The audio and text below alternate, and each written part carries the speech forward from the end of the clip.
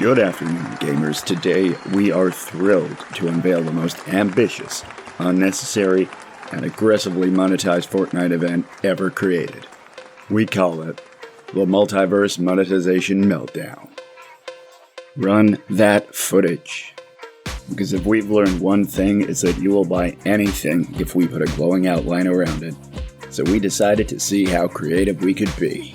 Today, we're proud to announce new collaborations with Barbie, where she's wearing Doom Guy's armor. The Muppets, all of whom are now terrifyingly photorealistic. Thomas the Tank Engine, who is now 300 feet tall and will hit tilted towers at Mach 3. The Italian brainrot shark, but he is now canonically a war criminal. Ghislaine Maxwell. We've got Peely, but combined with Shrek in a new fusion form. Should he exist, we don't know, but every time we deleted the files, it just came back. Gandalf, but now he's an influencer. We've got a couple more up our sleeve that we don't want to spoil just yet, but you will be excited. But that's not all. Every 5 minutes, a random franchise will crash into the map. Picture this. You're looting in Retail Row when suddenly Godzilla bursts out of the ground, but he's wearing Crocs. The RV from Breaking Bad suddenly crashes through a wall and takes out your enemy. Kermit the Frog parachutes in dual-wielding pistols. Get, bitches, this one's for Piggy. Uh-oh, the second franchise has hit Tilted Towers. The Millennium Falcon's here. We think you're going to enjoy this new update. Oh, and one more thing. It's you. Your face, your clothes, your posture. We scanned you through your front-facing camera. You didn't need to give permission, and we don't need it. Available for $99.99 or free if you spend £500 during the event. It's time for you to save the world. My name is Dan. And my name is also Dan. And welcome back to the Dan the Games Man podcast. And now it's normally the part of the podcast where I'd ask you, Dan, what you've been playing the past fortnight. Mm-hmm. But somewhat ironically, finally, the past fortnight, I have been playing Fortnite. That's because today on the Dan the Games Man podcast, we are answering the question of what if Fortnite never happened.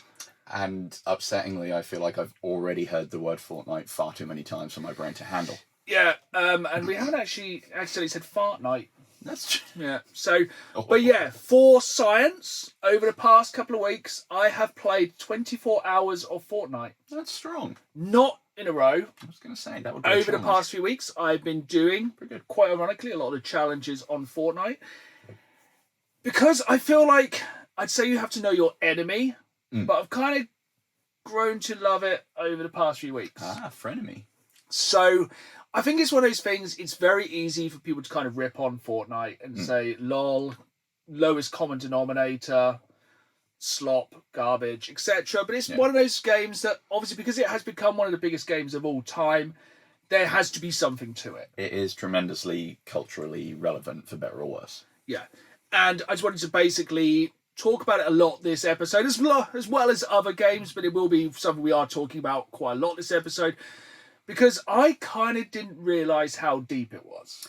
Yeah, when I played, it was still just Battle Royale, and I don't even think all of the insane stuff has started to happen yet. No, so I just first jumped on it when it first came out. I can't even remember what year that was. Basically, coming off the popularity of PUBG. Yeah, I want to say it was about 2017, something insane like that. Yeah, so basically, at the time then, I was seeing a lot and hearing a lot of murmurings about PUBG, and I was like, that sounds pretty cool. But that was a pay-to-play game at that time. And then Fortnite dropped, and it was free. And I think a lot of people were like, well, we'll give it a go. But of course, when Fortnite first dropped, it wasn't a Battle Royale. It wasn't, no. I think a lot of people forget that. It was kind of a horde-based cooperative shooter. Yeah, it was like wave shenanigans. Which is basically what, there is a mode in Fortnite now called Save the World, which is essentially a single-player campaign, which you still play with other people. But, yeah, it has evolved over the past decade to basically be an all-encompassing thing. It is everything the game now, isn't it, really? It is everything. This past few weeks, I have played racing games. I have played the Battle Royale, eventually. It was one of the last things I played. I have played remakes of the very first TMNT game on the NES. I have played unhealthy amount of the Star Wars droid game on there because it is very, very addictive, which is what I'll talk about first. But yeah, there is something for everyone in Fortnite. And I think the thing is, in the economy of gaming, theoretically, it's free to play. It's very true, yeah. So it's value for money if you're not putting any money down initially. Yeah, and we will talk about how it is essentially a money printing machine later on in the podcast. But essentially, you can drop into that game at any time and play pretty much whatever you want with money as whoever you want. Yeah. And the amount of licenses nowadays, honestly, it's easier. Like, try and think of something that isn't in Fortnite. Something in pop culture, obviously. My Little Pony. Ooh, Have I done it? I'd be surprised if it wasn't, to be honest, at this stage. Do a quick Google while I keep talking. Let's have a look. But yeah, for me, it's been the massive Star Wars crossover in a minute, which has been a lot of fun. But basically, any large cultural event of the past nearly decade has featured in Fortnite. You got to think they've had entire seasons with The Simpsons. I think the kind of where Disney has kind of joined and allowed the licenses. Yeah. Were you right? It's not in there yet. I managed to find one, but it looks like there's already a lot of things where people are going like, here's how you can kind of recreate your favourite My Little Pony. I've really ruined my algorithm checking for this. But yeah, essentially, I am enjoying playing it. I did not think I'd enjoy the Battle Royale. I somehow discovered I'm actually all right at it. I haven't had my Battle Royale victory yet. Sweet. Victory Royale. I do feel like I have lost a few points of IQ.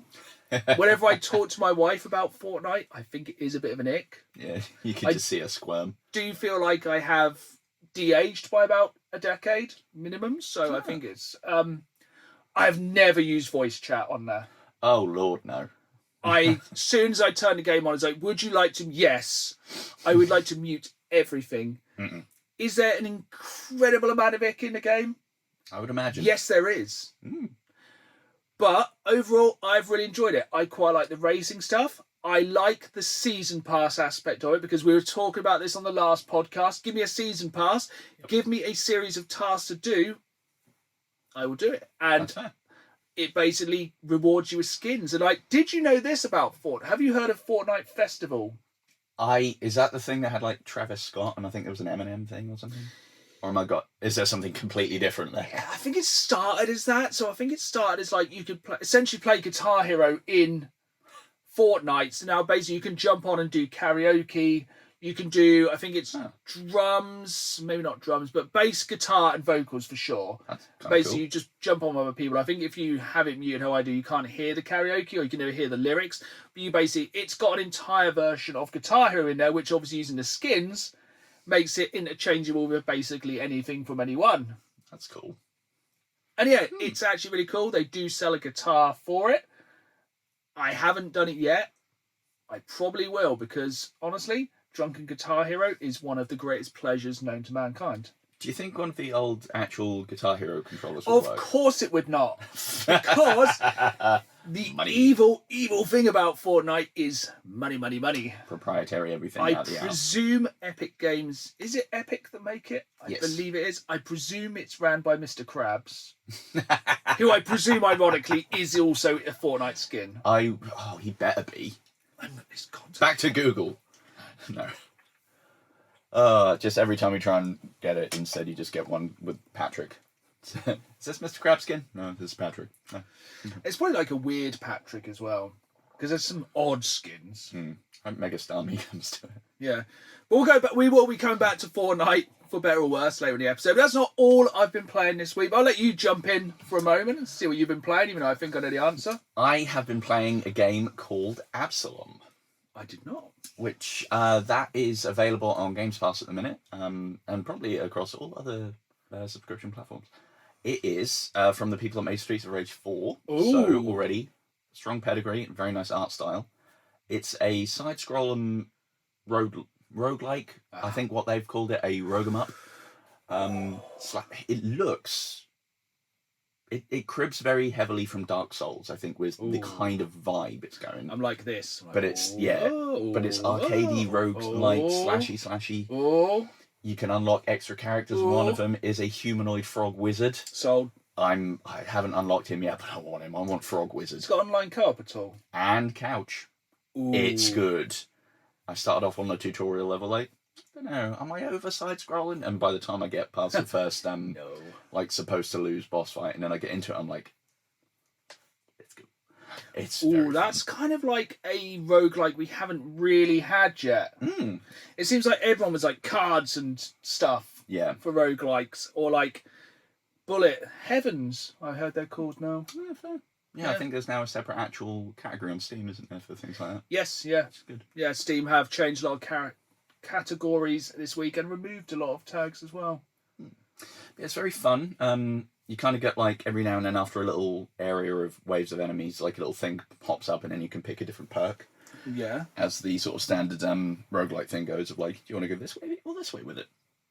Sometimes there'll be synergies, sometimes you'll be just left completely out of luck on them.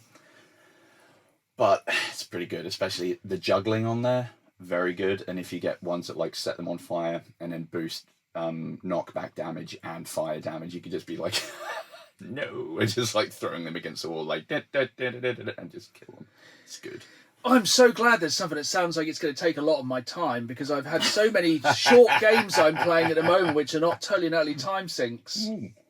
Anything else for you, or? The standards of more Pokopia and Battlefield 6, which I have a hot take on. I feel like DICE went, so we understand that you're getting upset with companies turning up to press conference, taking out their dick and hitting it with a hammer in front of you and ruining everything. And we at DICE are glad to not be doing that. But you may be wondering why we have this hammer and our trousers down. The most recent... effed it in the butt. They've really ruined it with the balancing by listening to idiots on Reddit, and vehicles now take a bajillion years to kill and they regen health on their own. Unless you throw C4 on them. Yeah, what the hell is that about? Well, C4, the tank just crumbles. Rocket, bonk, bonk, bonk, bonk, bonk, bonk, bonk. You can hit it with like 8 rockets. I have been playing it like a lot as well. And so on my engineer loadout, I have extra rockets. So I will have 6 rockets. Will they hurt a tank? No. Will they not? It's cool because C4, that's on the NG class, right? Oh, and tell you what, if I'm in the tank, that sniper will sneak up on me and it's going boop, boop. If I'm trying to do it, that tank will go, hello there, every single time. Konnichiwa. It'll just find you and wallop you from the moon. Also, have you unlocked the... Is it the M16A1? I haven't yet. No, I'm making my way there on it. Ridiculous. As is tradition on Battlefield 6, new season pass, new gun, way overpowered. Nice. Every time, without fail. They'll put a new gun in, it's the new meta. Yeah, just bursts will hit you from space and you'll be like, goodbye, my whole lineage is dead. Which is kind of like... Let's get into the positives. New Golmud Railway. Very nice. Absolute peak. It is good. It's quality. Have you played it on both Conquest and Breakthrough? Only Breakthrough so far. Conquest is massive. Yeah. Yeah. Nice. Conquest, I think it has you have about 10 vehicles per side. I think it's 2 jets, 2 helicopters, 2 big tanks, 2 like MPVs, is it? Nice. And then like quad bikes, motorbikes, and the actual train. Yeah, boy. You can get on the train and it goes chug, chug, chug, chug, chug across the map. Oh, I love running So the train. if you're on the train, if your team holds the train, it goes towards the other enemy's team, which is really good. So obviously you get a closer spawn to their spawn. Cool. But then you've got like helicopters buzzing around it and tanks, and the bridge is destructible as you can actually take the tank out, the train out. It's absolute chaos. That I haven't done yet. I might need to give that a go. It's massive though, that map. Mega.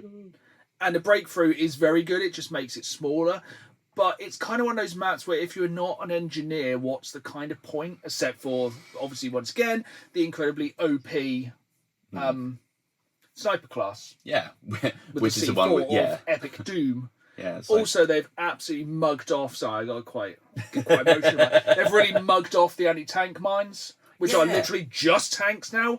Jeep goes over it. Nah, mate. Motorbike, nah, mate. Quad bike, nah, mate. Tank, yeah, I'll scratch it. Yeah, it used to be like your complement of 3 tank mines. If they hit them, would probably take it out. Now it's like, no. It's maybe misaligned my steering slightly. And also the tanks are like now turbocharged. They move now. They shift. They mup. They really do go quite quick. They get a wiggle on. It's not optimal if you hate people at tank camp, which is now apparently everyone, because you can't. But also my main bugbear is people who can't drive tanks, or just like to sit at the back of the map, not actually push the objective and try and snipe with a tank and just be a massive dong. I really hope the people that hang back in their own spawn with a tank one day fall arse first onto a cactus, because they are such nightmares to play with. The entire point of a tank is to push the objective. PTFO, buddy. If you do not take that from this podcast, then listen again. Yeah, what are you doing? Rewind a few seconds. But yeah, Pocopia. Yes, Pocopia, pleasant things. Great. I found the dude. Yeah, same little guy. So we spoke a little bit about it. So we want to don't do it too spoilery, but we've both left the first area a long time ago. We've both been to two new areas and a sandbox. Yes, I think at first we figured we'd both gone to the same second area, not realising... Because we're not trying to spoil it for each other so much. Go to either, and I'd gone to one, Dan had gone to the other. It was like... And we're talking in such riddles and trying not to ruin it for the other person that we're not made it obvious enough where we've gone. Yeah, it's like, wait a minute, where did you go? It's like, hang on, what are you talking about? But yes, but we've now both gone to those. So yes, good things. Have you found Graveler yet? No. Oh, Graveler's got because fun ability. I think we can say the beach. Yeah. I went to the beach first and have basically done that area. You went to the mine. Have you basically done there? Mostly, yeah. Apart from doing the Pokemon Center, I've done like the actual quest in the mine area. Yeah. And have you messed about much in the sandbox, which I do not want to spoil? I haven't. I went there and went, ooh, this is kind of blank canvas. Got a little bit overwhelmed, found Eevee, wandered off. Yeah, I went there, saw it was basically the greatest hits of all the Pokemon seem to live there. They're cool. Got a couple of the Pokeball pickups on there, one of which is like an electric factory. Went to build it, realised it was the size of a small city. Oh. It's freaking massive. This will be done in a year. Oh. Yeah, it's like, this will be done tomorrow. Yeah, it's always tomorrow, isn't it? Pretty much. But yeah, absolutely loving it still. I've had some time off work, like for some relaxation and recuperation, and that has been just mainly 5 or 6 hours of that per day. It's so good. It is one of those dangerous games. The other day I was on the late shift and saying, I'll just play a little bit to unwind. 2 o'clock hits, I'm like, that's a problem. It's great for playing with. I play it with my wife, and we basically take it in turns. I try and take it more a turn. I feel like I revert back to like a 5-year-old child. I'm like, my go. And like when we're playing, and I will very much try. And like every area seems to have something you need to clear, doesn't it? Yeah, it's always some arbitrary number you need to get to 100. Like beach is clear sand. Mine is clear ash. Yeah. Which is really annoying. But then you find things hidden under it, which is cool. Yes. Have you found a bit in the starting area yet that I was on about? With something to do with the mysterious slates? No, I keep finding more and more mysterious slates, but I will probably get there at some point. It's just like, it's like, look at this. You're like, okay, look at this. Look at this. I'm on look my at way to this. a task. Oh, that bush is shaking. Who's there? Run over. It's like, here's your daily tasks. Also stamps for going on every day now. Mm-hmm. Don't really do a lot. Daily items. Yeah. Oh, get some more coins. I don't think I'm ever going to run out of. I've got like 20-odd thousand and not in danger. You need to start spending your money. Yeah, apparently. I got down to like nearly under 1,000. Oof. Yeah, it's tough times on Pocopia. But yeah, anything else for you? No, actually, that's just been my main 3 I've been hitting at the minute. I've done more. So I smashed a few really good sessions on Vampire Crawlers. You need to get on that. I do need to. It's fantastic on the Switch too. I would highly recommend it on Switch too. But it is on Games Pass, so I'd recommend just paying $10 for it. Yeah, that's fair. Get it on Switch too. It's really good. It gets deep quick. I can imagine. And I found myself in deep doo-doo because I want to play more. And also, but yeah, I've just been kind of rumbling through that. The more characters you unlock, the more passives, the more skills, the better it gets. Love it. It's like little drip feed everyone. It's like have a little bit, have a little bit. That's the thing that, like, I think I kind of forgot with OG Vampire Survivors. At first, you're like, and you don't really survive for very long, and then you go, oh, I'll do this for this run, and then suddenly it's like, oh no, and then you just see, I don't know if I mentioned it on here. I did play a bit of Ball Pit. I was like, I like it. It's not Vampire Survivors. It's not. No, it's basically aggressive Tetris. It might be what you like. It's still fun. It's not what I like. We'll probably talk about that on the next episode, where we might be talking about all our favourite roguelikes because we love it. We may have mentioned. But the final thing I believe I've been playing this week, and then the one thing I will be playing in the next 2 weeks, other than Fortnite, is Hentai Store Simulator. Hentai Store Simulator. Is that? There's at least 2 on PlayStation. That's why the Steam Decks are all sold out. So more on that later. No, I've been playing a lot of Donkey Kong Bonanza. Yes, Banana. Oh, Banana. Great game. It does look very fun. Great game. No notes. Absolute cinema. Between that and Pokopia, I would say it's probably justifiable to buy a Switch 2. I think yes. I mean, we are living proof of that now, I think. Yeah. And also, I'll be explaining soon why we were right to do it. But finally, the game... Not finally, we've got a lot more of the podcast. Anyway, goodbye. And finally, see you soon.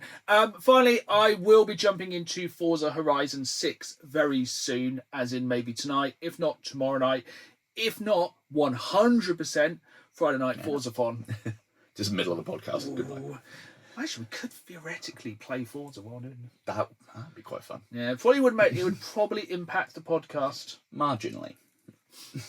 I didn't realise, though, until I was watching one of the sort of little trailers ahead of release. Because at time of record, it dropped yesterday. I didn't know. It is download, I'm ready. Excellent. Gundam races. What the hell? That's cool. So, have you not really played a Forza Horizon? As far as I'm aware, I have never actually touched one. So, basically, for anyone, including Dad, who hasn't played a Forza Horizon game in the past 15 or so years, they basically have showcases where you essentially will get up to a certain level and you can do a big showcase. So in the past, they've had like Chasing the Flying Scotsman, where you have to race it through valleys of Scotland before it gets to a train station. That's cool. Essentially, I can imagine massive Top Gear challenges with that. That's fun. So like you will be racing a Gundam and you'll have to beat it. And the balancing on them is very, very good. Essentially, you will either win or lose by split seconds. Fun.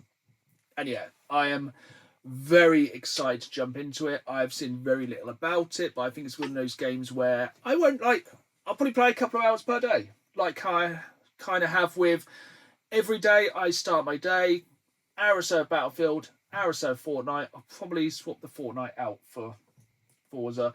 Or Forza will be my kind of like have a few beers, have a drink drive, because it's the one time it's acceptable. That's true. Unless apparently you're a bus driver. And Friday night Forza-thon is an absolute staple. Like during lockdown, that was my Friday night out. Yeah, that was your sort of escapism one, wasn't it? Yeah, it's good. That's fun. But on to news, and I thought there wasn't much news, but let's go into the first thing that happened, because making a podcast, we don't know when news is going to drop. And as you saw in the intro of the last podcast, as you watched it, because we record the intro afterwards, the day we recorded the podcast, about 4 hours later, Nintendo announced they're dropping a new Star Fox game. Yep.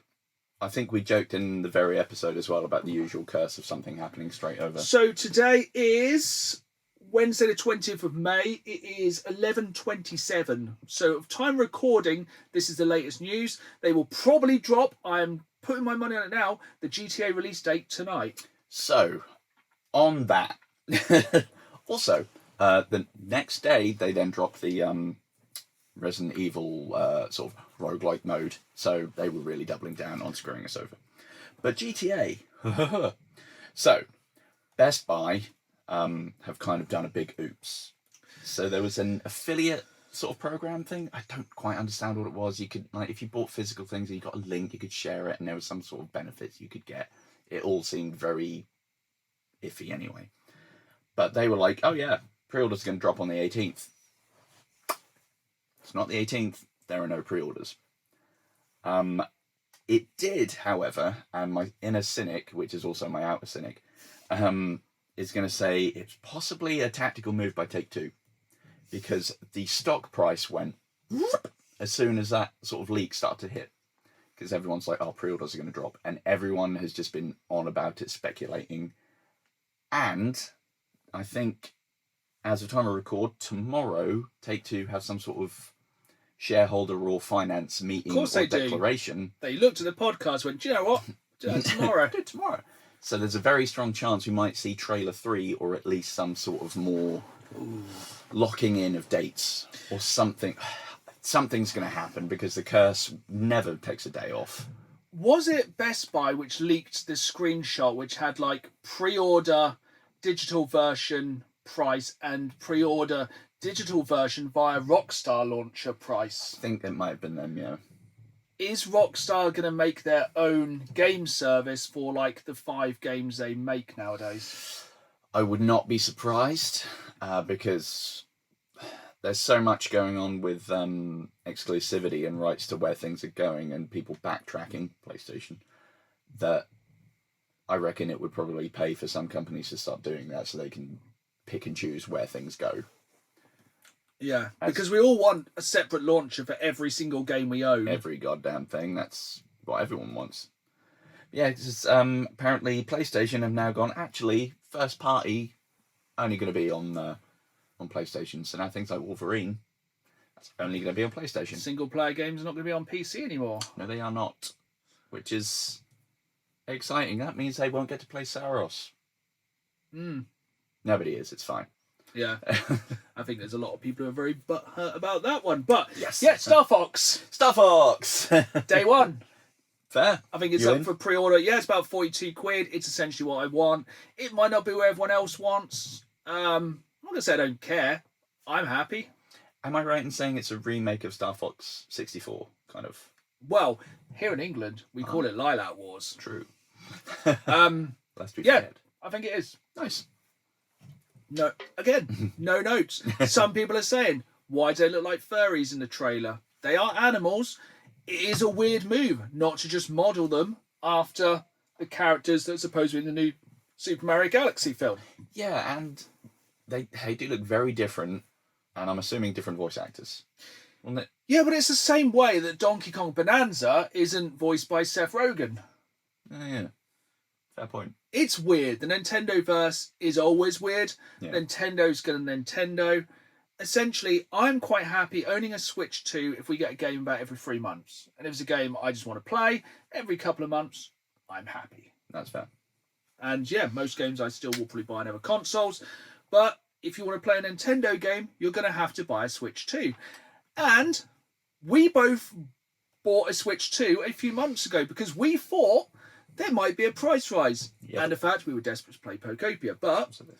Guess what Nintendo announced this week? Is it a price cut? No! What? Shockingly, it's a price rise. Asshole. So, the Nintendo Switch 2 will see a $50 price increase in the US, raising from $449.99 to $499.99 starting September the 1st. So you still have got time to buy one before September 1st.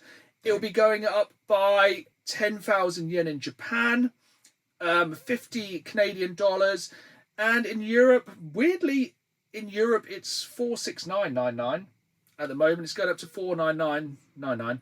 So the same price in euros as it is in dollars. Which is that's how exchange rates work. Yep. But don't forget, we don't pay extra tax. Yeah, true. And yeah, Nintendo are like reasons. They have actually cited changes in market conditions and global business because, the entire world. And also the rising memory and component costs. Once again, AI, your fault. Tariffs, currency fluctuations. And they have emphasised that even with the price increase, the new price may not fully cover production costs. So the console is costing more to make, which for a console which I believe has limited games, it's going to be tough to make that money back because also making a cartridge is more expensive than making a disc, I'm pretty sure. Yeah, I would have thought because you just got a blank disc right to it, bosh. Cartridge seems like there's a bit more faffing around counterintuitively. And yeah, they've also said sales are sadly down. The first fiscal year, ending in March, they were projecting 16.5 million units. Oh no, they got 16.5. This year they've sold 16.5 million. The year before they sold 19.86 million. But it was when it launched. It had the most successful launch of any console ever. And yeah, the price revision expects to extend over the medium to long term. And also in Japan, the original Switch lineup and Switch Online memberships are going to go up as well. I haven't actually gotten the Switch Online thing at the minute, even though it's only $35 a year. I'm like, well, I'm just playing Pokémon at the minute. It's definitely worth getting. It's fantastic. But if you want to go back and see why we bought a Switch, we did a whole episode on it. To want back on after what I brought up last episode, they're getting their money back from the tariffs. They can't cite that. I mean, they're getting the money twice because they hiked the price because of the tariffs. And because all of those tariffs were seen as massively illegal, surprise, surprise, they're now taking on the federal government and will more than likely win that and get the money back from them. So, yeah, I like kind of just blamed everything obvious. Yeah. It's like, yeah, we blame the war, we blame the economy, we blame AI, increased running costs. It looks round. The cat. It's the cat's fault. Yeah, it's raining. Just everything. It's like, yep, it's our fault. Satoshi Iwata's ghost has been like, no. So PlayStation have also decided to PlayStation already risen the price of the PlayStation 5. Yeah. They thought, do you know what? Let's rise the price of PlayStation Plus as well. Which, choice.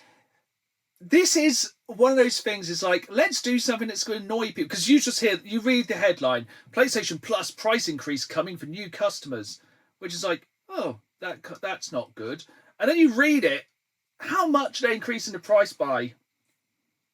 I'm going to get something annoying like 10 quid. Oh, no. This is the most pointless let's annoy people for the sake of nothing. $1.89. £1 on the monthly. The 12-month option will not be changing. And current subscribers will not see the price increase until they lapse. See, the thing here is, okay, two things. One, what if you upgrade or downgrade the tier you're on? Will you then get slapped with a different So I thing? guess when your 12-month runs out, if you decide not to buy another 12-month, you're going to get slapped by that £1 a month increase. How will we financially recover? It's a stupid decision right on the heels of Xbox going, actually, we're going to cut prices. PlayStation are like, I don't know. We are now on a hammer. 2-episode run of Xbox not doing something stupid. Yeah, I'm waiting for them to borrow their hammer and drop trowel. It's like, why even annoy people that much for that little? Because people just go, "Gonna cancel, mate." Yeah, just out of spite. Yeah, look what Xbox when they increased their prices for Games Pass, that was like by 10 quid. That was like, okay, that's aggressive, and everyone was like, no. But people will still be like, no, for 1 quid. Hell yeah. It's just like, that seems like a really backwards thing to do, to just annoy people. Oh yeah, 100%. It seems so unnecessary, especially if it's not changing 12-month. And also the fact is, like, the PlayStation Plus games you get every month. I don't remember the last time I gave even 2/3 of a about them. It's like, oh, you can have the new FIFA. It's like, if I wanted the new FIFA, I would have bought the new FIFA. And if I'd have wanted the new FIFA, I'd have then gone to the walk-in centre and gotten my head trauma looked at. Or bought one of the past 28 FIFAs. Do you have any other news before I go on to my final news of the week? Back to Xbox. Good. Fans of shouting, they have rebranded from Xbox to Xbox! It's now all caps. Sega! Basically, yes. Nice. Xbox does what PlayStation... Nope, can't make that one. PlayStation, yes. PlayStation. That's when you do something you really oughtn't have. My extra predictions for when we're going to get screwed over with things is because we're approaching Gamescom, Summer Games Fest, and a Nintendo Direct all coming within the next few weeks. I'd imagine something else will probably be needlessly announced within 10 minutes of it happening. Nintendo doing weird things. Have you heard of Pictonico? No. I'm assuming that's how it's said. It's an app and a game, kind of. I don't know. It's basically run from your phones, and it looks like... Run from your phones. That's how I heard that. Goodbye. It looks like WarioWare, but it kind of... You either take photos and it uses them, or it gently molests your image folder and uses them. That's why you have to run from your phone. It's a family game. Like, not that folder, no. So I'm going to force in the first Epstein reference there. Fitting. I did not do that on my phone. It was Nintendo. But yeah, that's an odd thing, but it is very WarioWare coded, because it's lots of really tiny micro mini game things, just using photos from your phone. Would it be like put a hat on your mum? Kind of, yeah, and then like feed this picture of yourself a lollipop or something, or I don't know. It looks very peculiar. Well, if Tamagotchi Life has got anything to go by, I'm sure that will end swimmingly. Yeah, not 500 million games all running the Little St. James Island. Second Epstein reference. Bosh. Hey. Surely that'll be the only one. Yeah, Lego Batman review scores averaging on PlayStation 84%. Yeah. So looking good. And then that's pretty much it. Saros sales are in the toilet. Yeah. I think across 3 weeks it's done a few 100,000 versus, Is things the like... studio who makes that game just like the master of mediocrity? Yeah, I think the only reason I think Returnal did well was because it was a launch title. Yeah, or something it different. existed. Yeah, it's like, oh, well, guess I'll buy it in lieu of anything else to do. And now Saros is kind of... And it's tried to hedge its bets, I think. It's too easy for hardcore players, and it's too hard for casual people wanting to get in it. So it's just kind of like, Yeah, I feel like with a kind of Souls game, you either go, it's fully action-based, and it's doable, or it's hard as hell, and you will get good or you will suffer. Basically, yes. And that's all of my random stuff. No, so I got a few more bits. Basically, if I ever look like I'm deep in fortune in this podcast, I have just finished the final episode of The Boys this morning. We are not going to talk about that because mainly gaming on here and Epstein references. But yeah, let me know in the comments down below if you're watching the video version of this, which is exclusive to YouTube, in the least spoilery way possible, what you thought of the finale. I am still kind of processing it. It only dropped about 11 hours ago. I watched it first thing this morning. But the final piece of news this time from me is, as we probably all know, at the moment, the Steam Deck is basically non-existent at the moment. It has gone from steam into vapor. Very good. And also the promise of the GameCube coming is up in the air with the Nintendo excuses of everything's expensive, tariffs, AI. We forgot how production cubes costs. work. And obviously the Steam controller has now dropped, which has the funniest Easter egg ever, where if you literally drop the controller, there is a chance it will do the Wilhelm scream, Pretty good. which is quite funny. And yeah, go and check it out. I don't know how somebody worked it out. It's great. But we've both recently bought a Switch 2. We've always been on the fence about whether to buy a Steam Deck. Mm-hmm. Because it's a very decent, affordable way to play a lot of PC games, especially the kind of games that come out now where it's like, this is the game this week. Yeah. And most of these we miss. Yes, PC gaming is not the most accessible. No, which obviously makes it very accessible, but at the moment it's kind of impossible. But with this, something I think we kind of all forgot about or didn't care about at the time, or it was kind of a time when Xbox was going, and just doing stupid things and shooting themselves in the feet every week. The Xbox Ally is looking a lot more. Really? It's like when you're in high school and there's that girl who has the glasses and has her hair tied up. Then she goes to the prom, takes her glasses off, and her hair comes down. You're like, that's now the Xbox ROG. Yeah, the X-ROG. Because this is one of those ones that's going to be like terribly timed. So yesterday, when I was looking this up, you could buy the Xbox ROG. I get so confused they're called. The little handheld Xbox for $369. Nice. $99 on Amazon. That's all not right. affiliated. And in theory, it has a better display and more processing power than a Steam Deck. Nice. And it runs the handheld version of Windows and can run Steam. Now, we're not looking at the superpower like £1,000 version. Yeah. So with two, there's the Ally and the Ally X. Yeah, the Ally is the white one, which is less powerful, but can still run a lot of stuff, including Games Pass and Steam. And then you have the Ally X, which I don't think really comes into this equation. I'm really upset they didn't call it the Ally Oop. But yeah, I am. But then, kind of like what happened a few hours later, because podcast rules, it went back up to 499999999 recurring. Ah, perfect. Why would it not? But I really think if Xbox and suddenly realise now, if they drop the price of that, it could fill that market. Yeah, I mean, And it would. No one can get hold of the Steam Deck, so if you want handhold? If you want hand-holding, come to this podcast. If you want a handheld PC thing, I mean, it's either that or you spend 400 million kidneys on an MSI Claw or whatever, Lenovo Vantage. Yeah, so it could be. And like with Games Pass dropping in price, I think Xbox might sneak in the back door with that one. Yeah, they are kind of playing a blinder at the minute. They're even doing a separate tier for China. Have you heard about that one? No.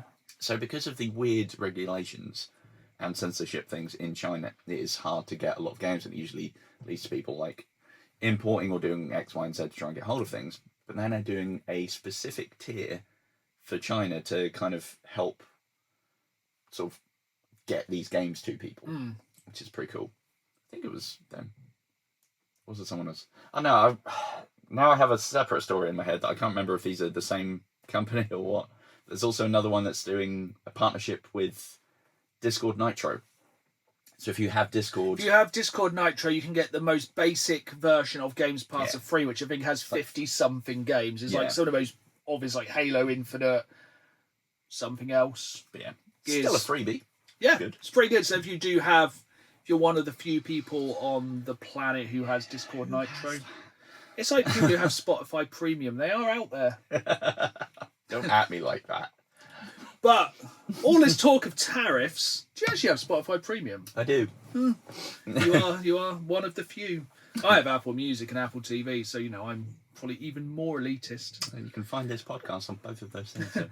This is how we link back. So we've spoken a lot about tariffs this time, which, as per usual on this podcast, does always segue into something else. So we have the final quarter. The final... A round. The fourth and final round of the first round of March Madness, now in May Madness. Mayhem. Yeah, that was it, Mayhem.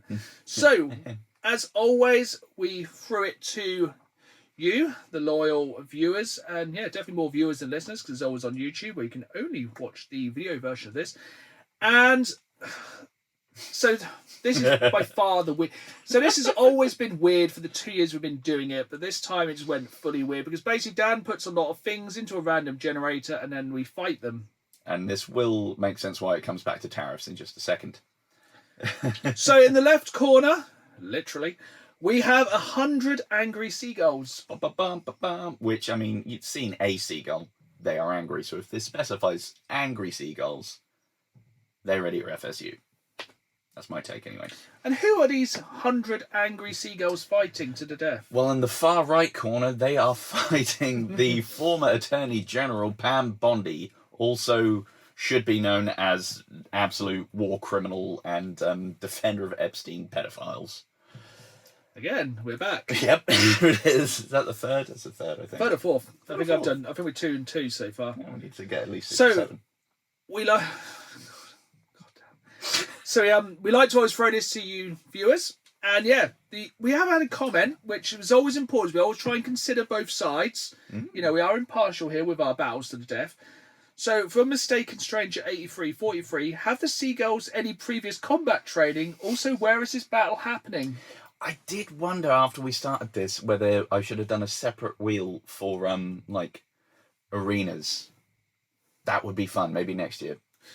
I would presume. Seagulls are normally... So I commented back and said the seagulls are by the sea. That's fair.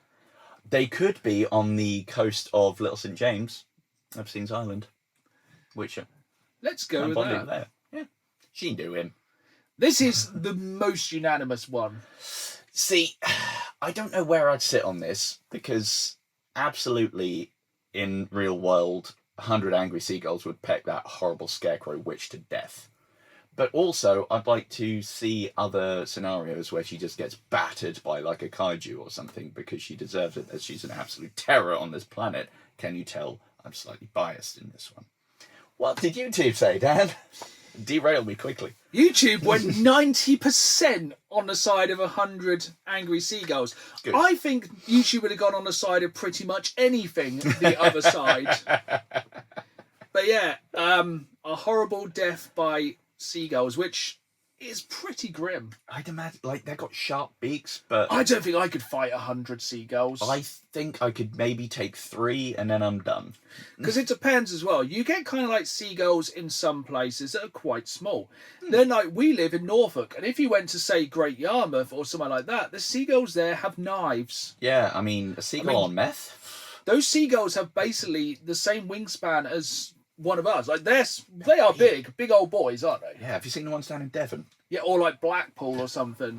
One landed on a caravan I was in once, and I thought it was the end times. Yeah. Terrible. Like, seagulls are quite aggressive and loud, and yeah, Mean. I feel most things can't beat 100 seagulls. I reckon, how many seagulls do you reckon, because damage and things carry over in this, how many do you reckon you could take out? I reckon she's probably got, like, angry, like, acrylic, so she could, like, slash and maybe take, I don't know, take 3 or 4 with her. I think it'd only be like 3 or 4. I think you'd get your hands on 1 or 2, and then you'd just be overwhelmed. Yeah, maybe, like, grip 2 that you've already killed and have, like, seagull gauntlets. Take out a couple I think more.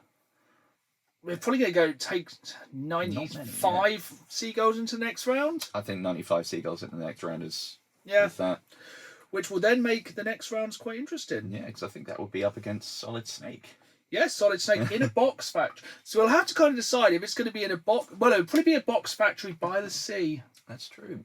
It could be on Big Shell. That makes sense. Yeah, that makes Especially perfect sense. We as must remember that for next time. Yeah, as you will fall over on seagull poo and that'll get Solid 2. Ooh, that's a real deep cut, Yeah, we like that. and I like it. Reference. Deep cuts, like Pam Bondi has from all of those seagulls. If only we could manifest this. We're going to take it back because we have not had a Reddit story since the start of March Madness. Good heavens. But I knew there had to be a good one out there if we're talking about Fortnite this episode. Oi. And we are back with the Am I the Arsehole? Wee. So we have, this was found for me by my wife, who always finds the darkest stories from Reddit. And this one is, am I the arsehole for telling my friend not to call her unborn child Fortnite Sigirega? What the hell is even that? I don't know if that's a name, a Sigirega? Fortnite reference. We'll read and find out. So, I, 18 female, have been close with this friend, 17 female, since middle school. I've always tried to be supportive of her bad decisions, but this one crosses a line for me. She's currently 14 weeks pregnant. A few weeks ago, I asked if she'd thought of names. She looked me right in the eye and told me she wants to name her first child Fortnite. Fortnite being the first name, Sissiegra being the middle name. Of course, she grew up on the dank meme era of the internet and says stupid stuff like this all the time, so I assumed it was a joke at first. She's completely serious about this. I wish she was effing joking. She chose the name because her partner likes Fortnite and she likes the YouTuber, this is how much we know about stuff, Neil Sigiera. Of course, I told her this was a bad idea and kids would bully the F out of her child. She did not listen and told me I was being dramatic. Her partner was very sceptical of the name at first, but eventually he just decided to go along with it. For weeks I've been trying to convince her she can't call her child Fortnite, but seems pretty set on the name. I get it's her child, but still, this has caused multiple heated arguments, and I'm this close to cutting off as a friend because, as a normal person would do in this situation, I don't want to lose her as a friend, but at the same time, this is effing ridiculous. Whoa. Wow, it's a great top comment. Oh, hit me with it. It's actually like a slightly helpful comment on Reddit. On Reddit? That doesn't exist usually. So it's from 2 years ago. Tell your friend to live their kid's life for a week. Introduce herself as Fortnite. Order coffee in that name. Ask primary school kids what they think of the name, because they can be brutally honest. Let her test out the name in the real world. That'd be quite good. Second comment, these are the three futures for this child. NFL player, social media influencer, convicted criminal. Sometimes all of these things roll into one. Your friend is a brain-dead idiot. Pretty upvoted. This is why children shouldn't have children. One of the top comments is OMG, lol. Just one pop. And final one, people who give their child a name like Fortnite shouldn't be having children. I mean, it is a pretty good argument for contraception. Would have prevented them as well. No, skibbity toilet riz. Skibbity toilet riz. Yeah, Ohio. So, Fortnite! Well, Fortnite indeed. Fortnite essentially came into gaming in the past decade and has changed gaming forever in, I would argue, mostly bad ways. I think that is fair to say. Even the good ways can kind of be seen as bad. Let's go with the good ways. It's a free game which is accessible to most people on most devices and is very divisive. You can play it pretty much instantly. You can pick it up. There will be something there you enjoy. I wouldn't say it's at the same kind of level as something like Minecraft, which has like a lot of educational value. Yeah. I wouldn't say 90% of it is overtly bad. Oh, largely. Like, a lot of the content is fine. Yeah. Some of the skins that have been in it and people who've been affiliated with it are questionable. Looking at you, DeForvid, if that's how it's actually said, you dumbass. Like, some of those... And I think Fortnite has been quite good at removing stuff like that. Yes. Like... And I cannot speak of the player base, but I would imagine we are talking peak Xbox 360 Call of Duty levels of racism and homophobia. I would... I mean, going back to how the Darth Vader AI went, I think yes. So basically, I mainly decided to jump into Fortnite because... He needed somewhere to be racist. Just needed a free...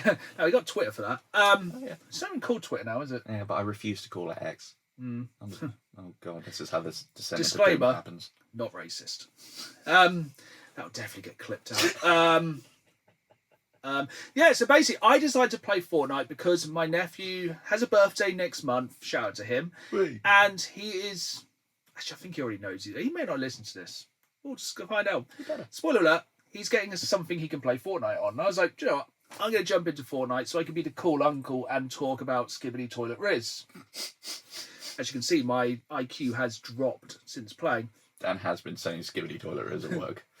We have been saying it for other reasons for a while, which were ripping on somebody who played Fortnite. That is very true. But yeah, I would say 90-95% of it is not really damaging to anyone. No, it's just extra content and pop culture references.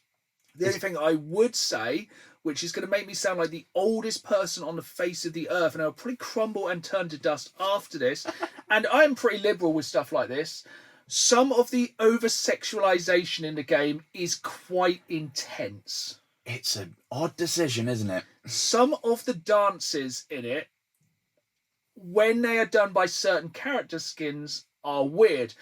I have gone with it in a hilarious way of making The Rock, or the Foundation, in Fortnite, his skin, do overtly sexual dances because it's funny. Fair.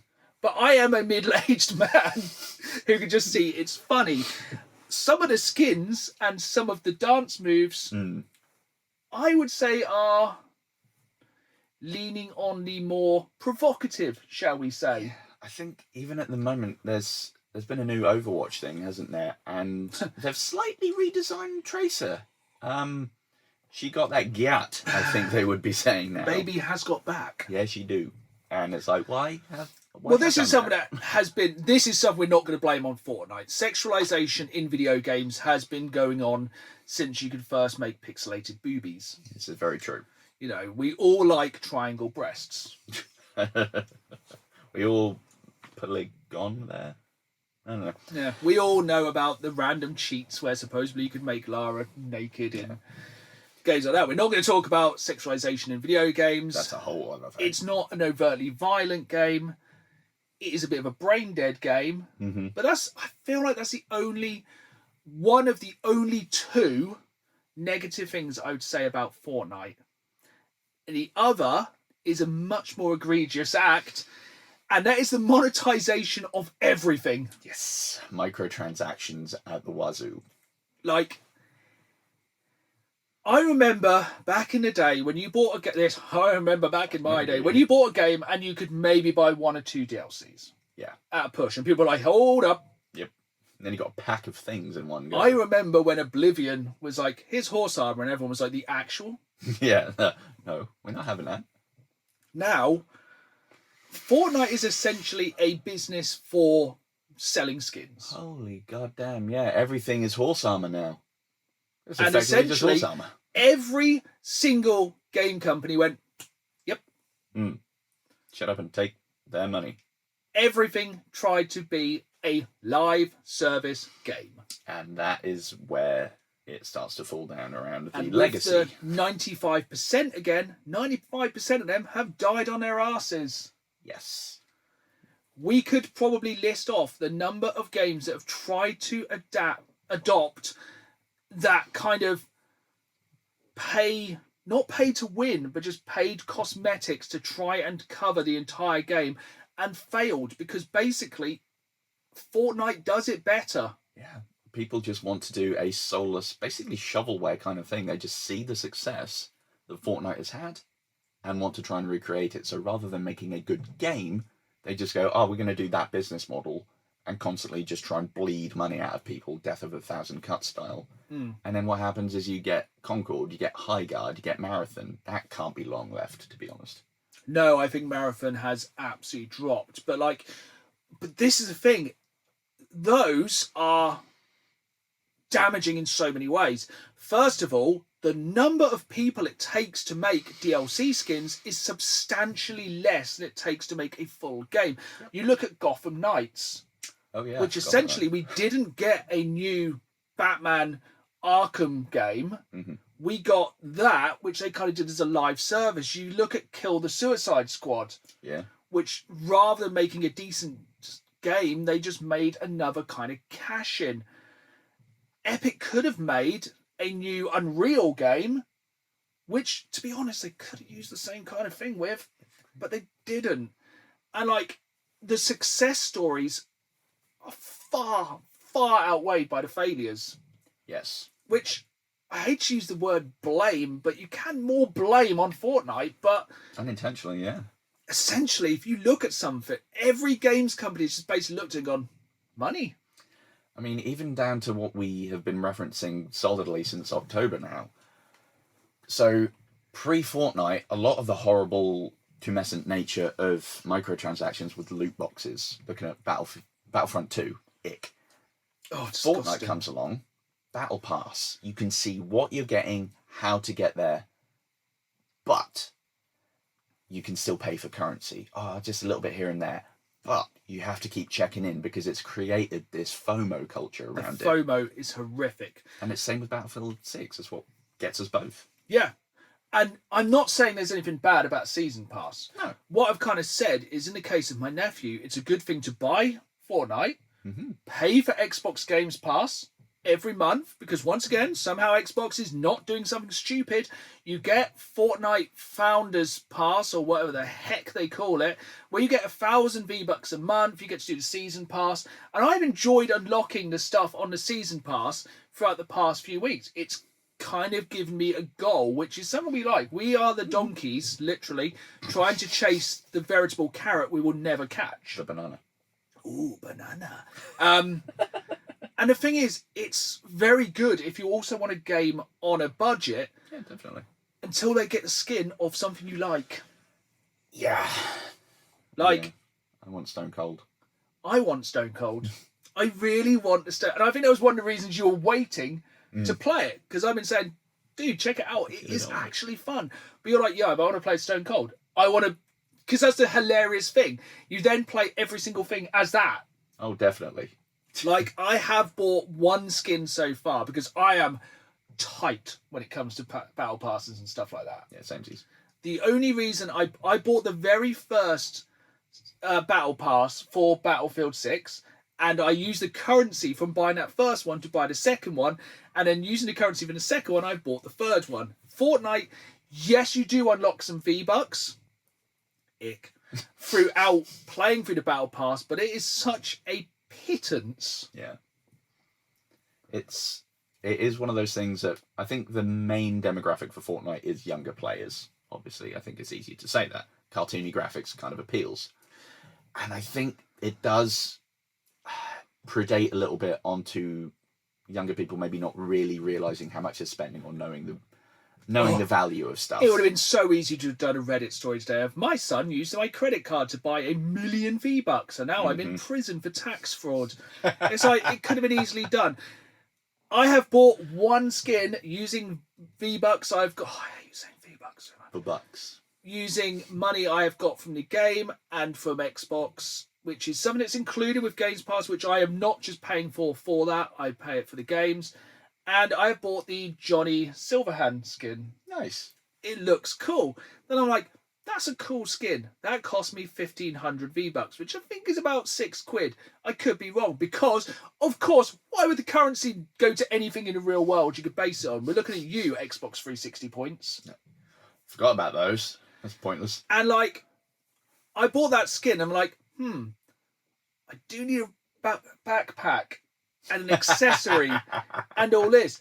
And like, you could buy trainers in it. Come on now. They are just trying to fleece people for money. And this is another thing. The worst thing I'd say about Fortnite Epic Games is the human cost. Because it is one of the most profitable things in the world and they are still firing people. It's like, how much money does something need to make? I assume at this point, they must be profits way over and above because games there now, all they're doing every now and then is just adding some modes and skins. Like you said, takes a lot less devs than building a game from scratch. And then all they're getting through basically passive income. That's got to be making them plenty of money. Yeah. And I don't know, the human cost of... If you asked me a decade ago, I'd say I'd love to work in the gaming industry. I'd love to make a video game or something. Now, nah. That seems a little bit like toiling for an inevitable end where you get canned off. It's like it'd be incredible to do voice acting. I think you've looked at doing it before for games. Doing it voice acting.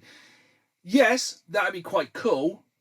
You're probably not going to do it as a full-time career, and you're probably going to get paid jack. Yes. We're still available for voice acting for any game. Yeah, ping me over a request. I'll do 100%. read online. But I having a career in games. No, it seems very. It's another one that's just turned into a bit of a sort of boys' club thing of once you're in there or in the right place, largely safe, or at least once you go higher up the pecking order. Other than that, you're kind of going to suffer a bit. Yeah, I think it basically comes down to, I would say, Fortnite as a game isn't bad. Fortnite as a business has been damaging. Yes. It has changed the gaming industry for worse. And I feel like we lost a lot of games that would have been made because of it. And a lot of games were just turned into soulless money-making machines, which all just sucked. Yeah. I mean, imagine the decline of things like Call of Duty might not have been so steep if Fortnite hadn't come around, because then PUBG was all right. It didn't go as big, but then once Fortnite hit, everything had to have a battle royale, and then Call of Duty focused on that and the weird skins they were putting in there. I think even one of the battlefields had a BR at one point. Yeah. Yeah, I think nearly. You look at it, basically, Neon goes to any kind of game. Like, even you look at something recently, like Arc Raiders, massively popular. Fairly predatory with its skins. Yes. We all wanted hats for our chickens. Yeah, sadly. And it just seems like it's being forced into every AAA game. And it isn't sustainable. No. Like, I haven't played Arc Raiders in a month or two now. I've just dropped off because that sort of predatory thing gets very tiresome very quickly. Yeah. You will only follow the crumbs while you are still hungry. And as soon as you are full of crumbs, you will not bother. Nope. it's basically, and I think every games company seems to think they're going to steal the crown from Fortnite, and they ain't. No, he up there. He's pulled the ladder up. Yeah, unless Fortnite do something beyond stupid and pull an Xbox, they are not going anywhere for a very, very long time. I love that they're still doing well at the minute. But to do something dumb is to pull an Xbox. Pretty much, but yeah, that is my conclusion. Fortnite, it's a good game. I will probably still play it periodically, especially because it's Star Wars at the moment. It's something I will inevitably come back to when they do something cool, but the business model can eat a bag of poo. Yeah, it's been largely negative for the industry, I think. Yeah. So in conclusion, corporate greed, bad. Bad. Late stage capitalism, get in the bin. But we can't afford a bin. No. Thanks, capitalism. But yeah, once again, ending on another downer here on the Downer Games Man podcast. But we're going to say goodbye for now. We'll see you again in 2 weeks. If you enjoyed this episode, make sure you hit that follow button wherever you're listening. Or if you want to watch us and see what t-shirts we are rocking this time and what new items appear behind me here in the Games Room, we are over on YouTube on the Downer Games Man YouTube channel with new videos every Saturday night at 5, as well as bonus content throughout the week and the video version dropping exclusively there every fortnight. Dropped it one more time on a Friday. But until the next episode, it's goodbye from me. And it's goodbye from me. And as always, keep playing the game. See you all soon.